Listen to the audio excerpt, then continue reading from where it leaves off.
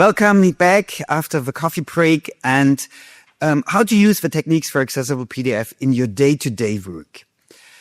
Let me start this way. Do you know this African proverb, how many people are necessary to raise a kid? Do you know this? Please raise your hand if you know this. Yeah? You need a complete village to raise a kid. And implementing digital accessibility as well as PDF accessibility sustainably in an organization, it's very similar to this because you need the complete organization. It's not only the responsibility of a dedicated PDF accessibility specialist role to implement all this. You need the complete organization, like raising a kid. Our kid is the digital accessibility. And so we came to a result. Oh, the techniques are not only for testers and remediators, they are for all the other roles as well. And that's what we talk about now in this session. And let me tell a little bit about the PDF accessibility LWG and what we are doing and who has prepared this talk. It was a group effort by the chairs, Birgit Peberg from Austria, Zach Kinsey, US, and myself, Access4, Switzerland, Germany. Together with Duff Johnson, we all together have prepared this deck. I'm presenting and Duff will jump in at the end to in the Q&A session. And some words about the PDF accessibility LWG. Duff started this initiative, this working group back in 2018. So we are working quite a long time already on these techniques. We started publishing this year in January. And the first techniques, maybe you already have recognized it. It's on the PDF Association website. Link is on the deck as well. And these resources are becoming an essential source of knowledge and practical guidance for all in the field of PDF accessibility.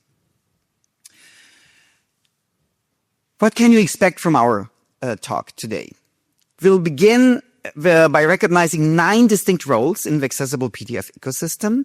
And part 2, we'll take a single technique and explore it through these 9 roles. So let's start with part 1, 9 roles in the accessible PDF ecosystem. We have categorized these 9 roles in 3 categories. The first one is line of business roles. These line of business roles are not typical accessibility related. They are more typical business related to typical business objectives. And accessibility should at least be a priority. The roles are the author and the procurer. So what is the job of the author? He creates the content, often in Word or InDesign and so on, and other tools before exporting to PDF. What is his key question? His key question is, am I using my authoring tool in the right way to achieve compliance and accessibility and so on? And the techniques can help there, making the PDF files more accessible, right from the moment of the creation, and guiding even the choice of the right authoring tool. And the main benefit, to learn how the choices made in their software, how they deal with the features in their software affect accessibility. And here comes the procurer in because he makes the choice about the authoring software, and his job is making purchasing decisions for software and services. And his key question is, am I buying the right software that really helps my authors doing their job? And the techniques help here, asking the right questions, setting clear requirements, and even evaluating the output of the software if it really fits the purpose. His main benefit is the technique support informed purchasing decisions. The next category, we have the dedicated accessibility roles. The characteristics here, they are really in responsibility to assure accessibility and need the laws, the standards, the specifications, and even organization policies. Typical roles were the tester, the remediator, the trainer, and the policymaker. They can all use the techniques. Job of a tester, that's obvious. He verifies whether a PDF meets accessibility requirements. His key question, how can I use the techniques to determine whether a certain file is compliant or not? And the techniques there can help to understand what to test, how to test it, and then to conclude whether a requirement is fulfilled. Typical things. So his main benefit, we have pass techniques and fail examples. Both are helping the tester to consider all relevant aspects and identifying errors consistently and so on, and be sure that he doesn't overlook anything important related to compliance and accessibility. The second role in this category, accessibility roles, is the remediator.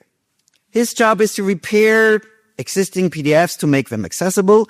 And his key question is more like, how do I use these techniques for practical guidance on fixing accessibility issues?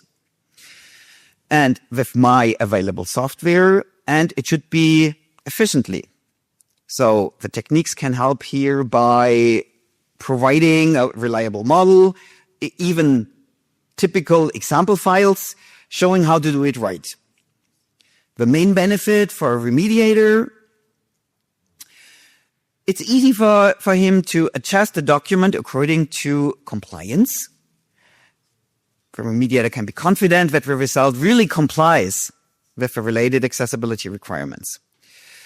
And the third role related to accessibility is the trainer. He teaches authors, testers, remediators how to create, fix, and check documents to ensure accessibility.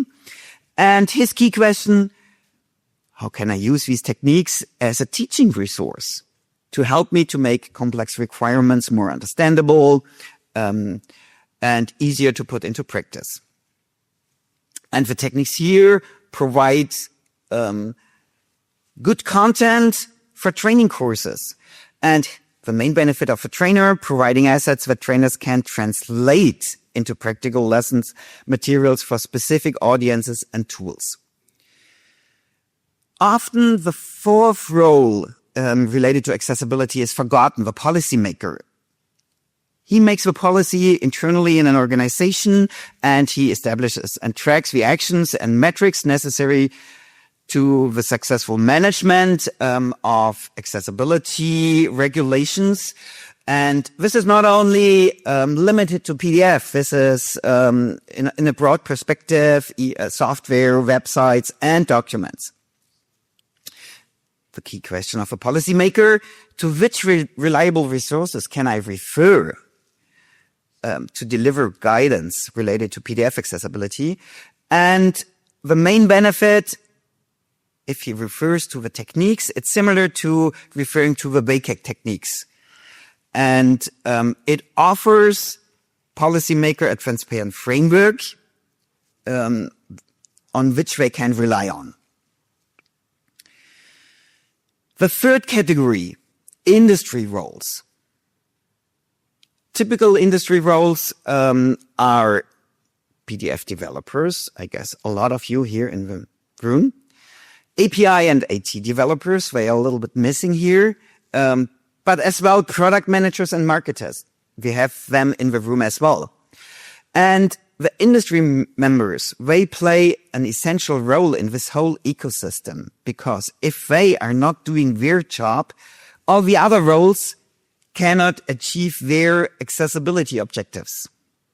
So let's have a look at the PDF developer. He builds the tools that create, process, or test tagged PDFs, accessible PDFs. And his key question is, am I creating relevant features that offer reliable support for accessibility standards? And the techniques can help him to be sure, hey, I have vendor-neutral guidance to really check my implementation. And I can deepen my knowledge related to the understanding of the standards and, freedom to mind and to innovate and to be sure that I'm really doing the right development job. The main benefit here, the techniques provide developers with a way to achieve a common understanding of technical requirements. They get testing files to check the implementation, and they really can be confident based on this that their development efforts are heading in the right direction. But the PDF developers are not the only ones. Even more important in a certain order are the API and IT developers. And they produce the software, screen readers, zoom magnifiers, OS, and so on, and hardware necessary to enable users with disabilities to navigate, read, and interact with digital content and with PDFs as well. So their key question is, do our APIs and the products really support properly tagged PDF files? And their main benefit is they get testing files as well. They have a vendor-neutral approach to what is necessary related to AT and APIs and so on. And they really get an easy way to understand tagged PDF based on a practical approach. And the next role related to the industry roles are the product managers and the marketers. And they are really essential in communicating to the market to build trust in certain pieces of software. And they define positions and communicate PDF-related products. So what is their key question? Does our software have the right features to support the techniques? And are we planning the right features for the future? So what is the help of the techniques there? They can prioritize certain features, shape product roadmaps. It's much easier based on the techniques to communicate benefits more clearly. And they provide reference points for documentation, training materials, and help centers. And the main benefit for product managers and marketers is the techniques are deliver basic information and orientation for positioning, differentiating, and strengthening products in the market. These are the 9 roles, but in the end, the consumer is the essential role at the end because he should really benefit from all the efforts from the other roles. And the consumer is a human being who wants to read documents, simply like that. And obviously, or honestly speaking, they doesn't have to know about the techniques. But nevertheless, consumers have certain needs. They want to get accessible PDF files. They are creating, editing, and viewing PDFs and using the software. And they should agree or they should get a common ground about what accessibility means and the PDF accessibility means. And they expect that their IT can present the full richness of accessible PDFs to them. So the techniques can help, hey, what is possible in the field of PDF accessibility for me? Yeah. And they get a good understanding of the possibilities, and they can maybe even report differences or gaps better to their software manufacturers, software providers, and so on. They can request new features because they know what is possible. The main benefit, if they want to make this deep dive into the techniques, they can get information that helps them to communicate to publishers, to the document creators and the vendors at the same time, and keep them accountable. So these are the 9 roles.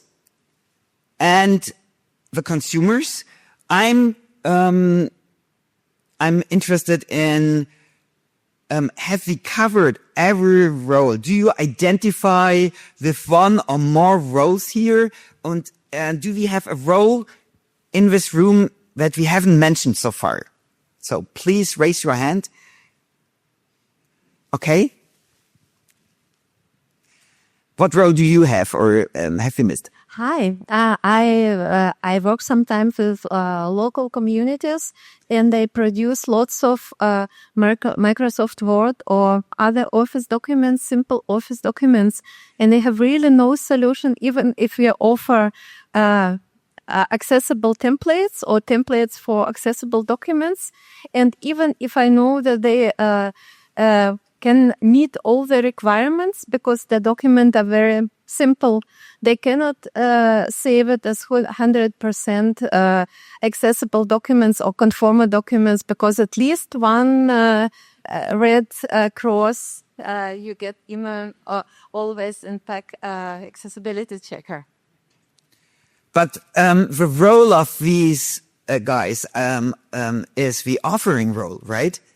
So it's not a missing role; it's more the challenge for this role, right? You are mentioning, or how would you name this role? Ordinary Microsoft Word users. Okay, yeah. Okay, maybe we have to implement levels of knowledge related to the author and differentiate it a little bit more. Duff. I think what I would say to comment on the point you're raising is that the way these techniques relate to the problem that these users will have is that they provide once we've evolved more of the techniques, there are now probably 60, 70, eventually there will be hundreds, okay, is that the techniques will provide on a very specific use case basis. So for titles of a document, or handling the bullets in a list, right, or a table header, you'll be able to provide a kind of a reference for authors, the role you're describing, those people to be able to examine their situation and come to some conclusion. That's the intent. Mm-hmm. Thank you. Any other role missing? Yeah. Frank, and then Jacobin. You said the consumer is a human. I think there is a second consumer, which I think is perhaps a different role, which is a machine. Very good point. Accessibility also applies to being able to make use of the document content as a machine. Mm-hmm. And I think the questions that the machine has to ask is actually different. So I think that's an extra role. Yeah. Very good input. Yeah, feedback. Thank you. The compliance manager or the internal lawyer for risk management. Mm-hmm. That's a role that could be added. Well, I think we had intended to capture that under the idea of the policy manager. Yeah. Right. Yeah. So but I could see that we could have improved that discretion to make sure that. But this is the enforcer. The policy manager says this is the standard, but then in our intention had been this is the person who comes along and tells you that you failed on the standard. What's going to happen to you because of that? Mm-hmm. Great input. Thank you. Yeah, Camisa. I'm thinking about the disability advocates. They're neither the user, they're not the policymaker, they're just advocate for disability inclusive design. They might not be disabled, but they could raise awareness that these techniques are there. Good point. Good point. Hey, love it. Your feedback. What if then roles anyway? Yeah. Yeah. Thank you. Yeah. Great feedback. Thank you very much. Okay. Let's continue with part 2. We look at one single... Sorry. Yeah? Yeah? I got one more. I think the one role that you're missing is the standards body. You guys need to be considered as part of the to be part. We forgot ourselves. Yeah. We're not a target. Are we a target of the role of the techniques, or are we? What? I mean, it's an interesting. Well, you should be part of the feedback loop, right? Yeah. We knew he had to redo this presentation. Thank you. Definitely. Yeah. Yeah. Good point as well. Okay. Part 2. Let's have a look at a single technique and how this technique can be used by the different roles. And we start with explaining the single technique. We start with, we have fail examples and pass techniques. And we start with a fail because, we start with a tester and so on, because often the issue popped up to the role of a tester. And we decided to use the fail case. All our techniques and fail cases have certain codes. This is G3FO2. So this means it's part of the fundamental techniques, and the numbers is so that you can easily identify this, and F means it's a fail case. And this fail case is about a complete paragraph is artifacted instead of tagged. This happens, believe me. And you see here the example file, and the document tag is highlighted, and on the document page, only the fail word is highlighted. So the other part, the complete paragraph, is not part of the tag tree. So definitely, our typical validators would say, there is not tagged content. But if you artifact this, if it's artifacted, the validator doesn't find this issue. Yeah. For validator, it would be okay. But you can check it. There are some kind of systems to do the manual checks. For example, we used here the peg checker and the screen reader preview. You see it here in the green small window. This is a screen reader preview of this file. And this shows a screen reader would only read fail, and the paragraph would not be read or is not accessible at all. In the red window, you see we have listed the failing test procedure. In this case, check that all real content is tagged. Nothing more than this. In the past cases, we list all test criteria, but in fail cases, we only mention the failing test criteria. So, the test file provides a clear-cut example of what is not delivered to assistive technology, because it's marked as an artifact. And now is the question, how can this be tested? The validators, I already have mentioned it. We have two ways to check: the automated testing or the manual inspection. And this issue is not found by automated testing. It can be found by AI, probably, or maybe even by heuristics, but not by our Matterhorn machine checks. So manual inspection is necessary. And you could use the screen reader preview in combination with the automated testing, or you can check, there is even in PEG, there is a certain tab where you can see all the artifacts, and you can check against this. Oh, this is artifacted. So what does the tester learn from this? First, automated testing is powerful but not sufficient. There are fail cases that cannot be found by automated testing tools by the validators. Second, the results of various creation software do not align with the content semantic purpose in all cases, because there are some tools out there in the world, they are artifacting randomly certain pieces of content. I see in the audience, okay, you have faced with you have been faced with such challenges already. And so you always have to be able to manually validate to be confident. So that's the learning of this fail case. And in our concept of the techniques, to every fail case, there is a related pass technique. Because if you recognize, oh, this is a fail, you want to know, how can I do it right? And so there is a reference to a related pass case. It's G301. The F is missing because it's a pass case. It's not a fail. Yeah. And here we have a complete paragraph that is correctly tagged. And you see the expected results. We have listed all the test procedures here. Check that all other fundamental techniques are followed. Check that all real content is tagged.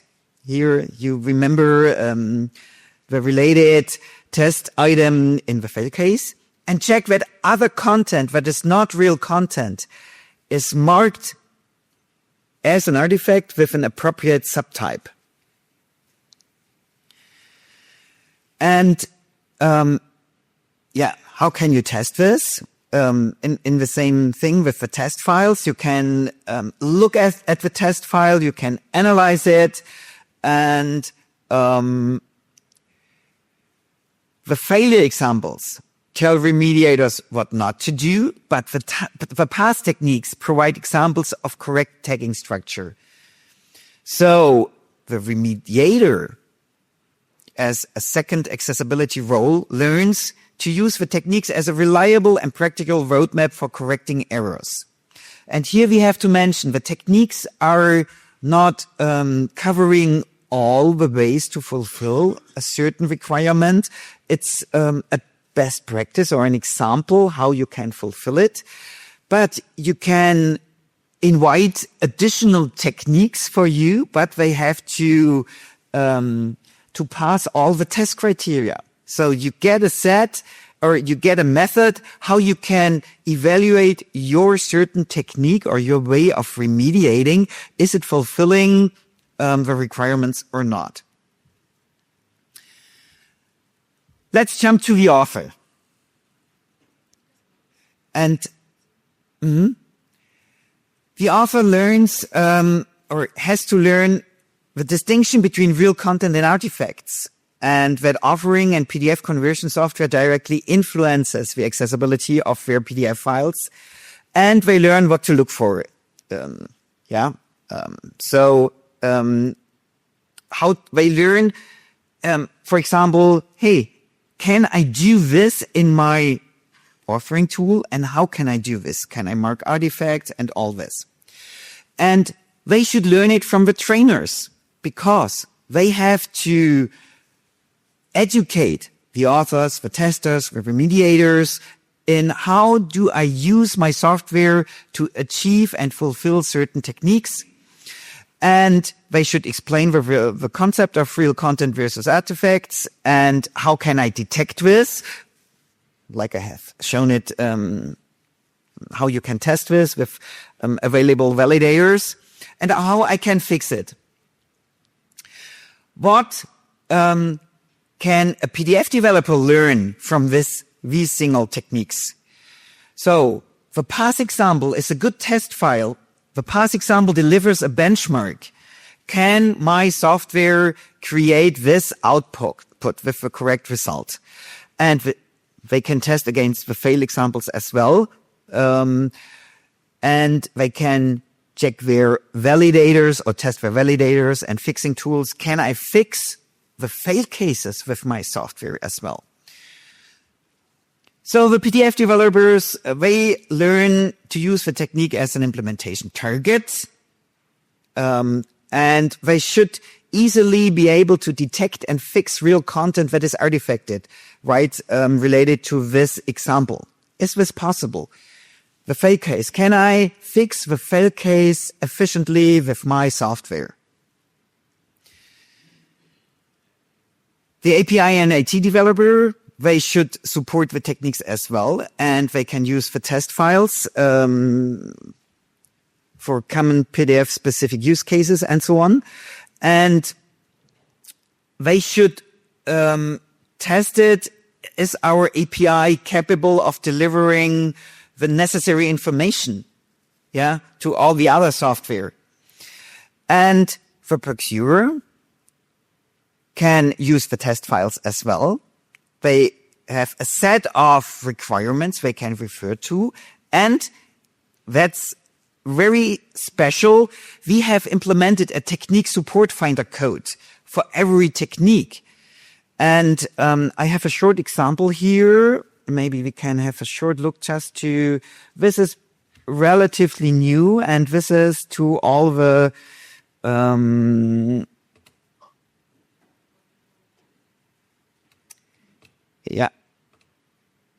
and this is a short example. It's related to the real content incorrectly tagged thing, exactly to this technique.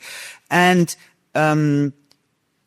all the marketers and product managers, they should deliver documentation related to how can I fix a certain fail example? How can I support a certain technique with my software? And this is only an example. How can you do this with PEG?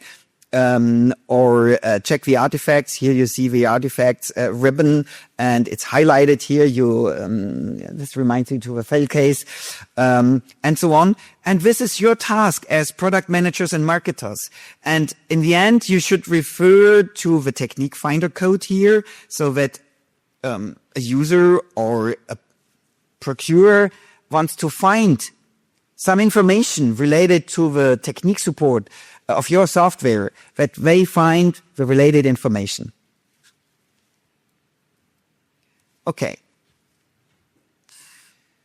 So, I covered this as well. Product managers, the consumer, they get some insights into the possibilities, and they maybe get explanation. Oh, why is this piece of content not available for me? Maybe because of it's artifacted and the validator doesn't find this. In summary, primarily we have developed these techniques for testers and remediators. But the techniques offer much more opportunities and possibilities, and for everyone in this accessibility ecosystem. They include several critical elements providing orientation, the example files that focus precisely on the point of the technique.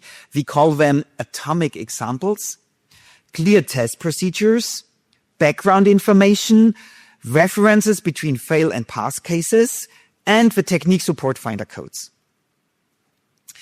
We have collected the useful resources. So we have a glossary there. We have a GitHub, a public GitHub repository where you can comment and so on. And so, please comment on what you have heard so far, raise your question, and start working with the techniques in your day-to-day work. Thank you.